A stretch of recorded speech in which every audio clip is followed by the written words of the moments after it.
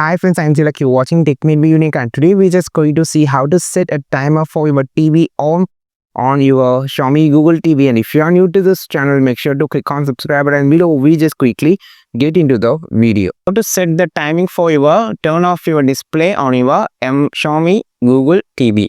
So for that, first of all, go inside the setting option. After going inside the setting option, you just need to go to the system setting.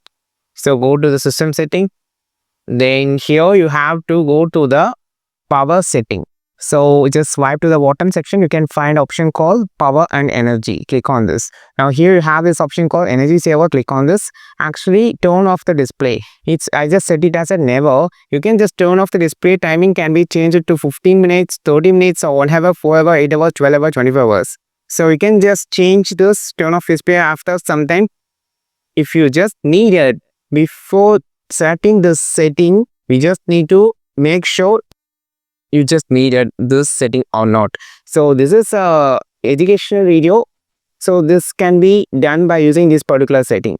I think this video helped you a lot. Like this video, share this video, subscribe this channel. We will meet our next video with the super valuable content. This is Tilak signing off from Tech Made Me Unique.